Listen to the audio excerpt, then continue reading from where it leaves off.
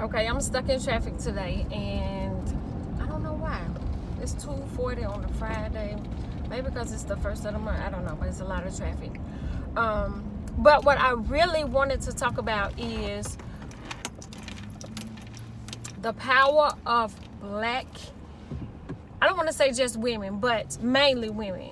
But the power of blackness when we come together for the smallest thing, like the smallest thing, we make a really, really huge impact.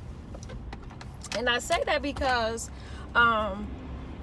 with the overusage of social media, we get information faster, quicker, more relatable. So I can kind of little bit choose the information that I get, and I get it faster, and I get different angles of it.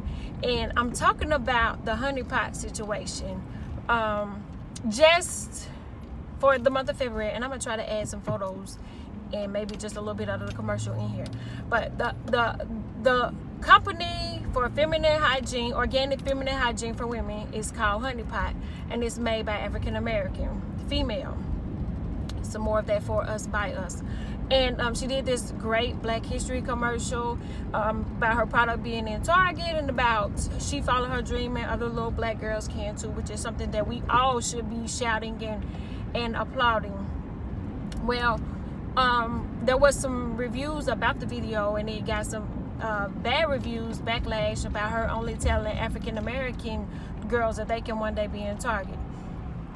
I love the commercial, and for so many obvious reasons. Black woman succeeding, following her dreams, but the best part I think about it was her black mother and her black husband, and they're celebrating blackness, and she's telling me and my kids that I could get a product, or that I can follow my dream will come true. So I loved it for all the obvious reasons.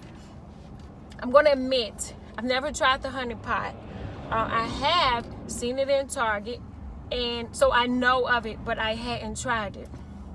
Well, one of the things that you must understand about black women, in particular black women, we hate being told that we can't do something. We hate it. We freaking hate it. Don't tell us that we can't be the first generation to go to college and graduate, and don't tell us that we won't be the first person in our family to break off generation curse. Don't tell us that we can't get that job, or we can't start that business, or we can't have this, or we can't do that. Never ever tell us that, because we're going to do it, and we're going to do it with so much fierce that it's going to be magical almost. But don't ever sell us short. Don't tell us what we can't do. Don't play us like we aren't smart enough, intelligent enough, because we're gonna go out and do it. So with that, the negative reviews on Honeypot, it pissed off all of Black America females. Everybody was like, oh no, they didn't. So what do? We run to Target and buy it out. Like, not only do we buy it out, but the next day they were like, the sales increased by 50%. Okay, so we, black women alone, even and let me say this, black women aren't the only one that's worried about organic vaginal health, because the things that are being used in non-organic products that we're putting in our body, tampons, pads, soaps, lotions, everything that we're using can possibly upset our vaginal health. So it's not just black women that support it. White women will too. Latino, all women that are health conscious would support it. So what we did was we bought it all out. Out of every Target, it was sold out. Online, it was sold out. And what that did was that proved that if we stick together, if we come together, if we support something, they gonna feel us. They can't do anything but feel us if we can come together.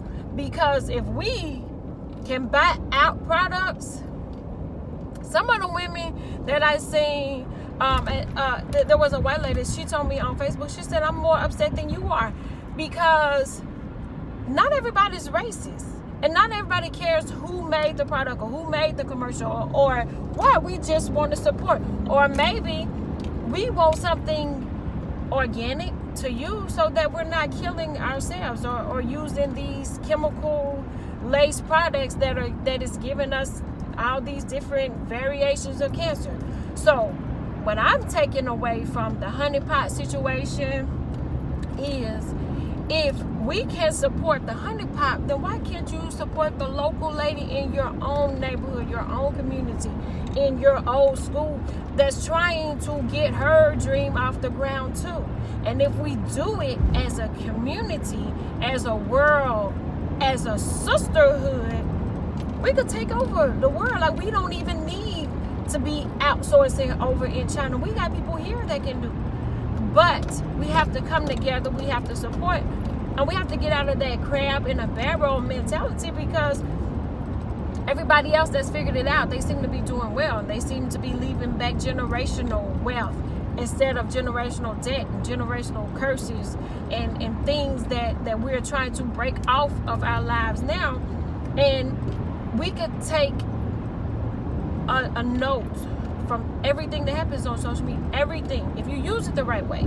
Social media isn't your therapist, it isn't your hospital, it isn't your diary. You don't air you use it for its purpose, to entertain and inform. None of that other stuff, even about them fights, none of that. Stop sharing that. Because when the bad reviews came out about the honeypot, I know myself alone, I probably shared 3 different articles. Those 3 different articles were shared 600-700 other times.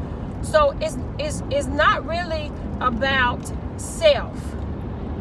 We need to come together and show them the power that we have, because we're leading and starting businesses. Women do the most shopping for the household. So we just have to figure out how to do it together and to support everybody. So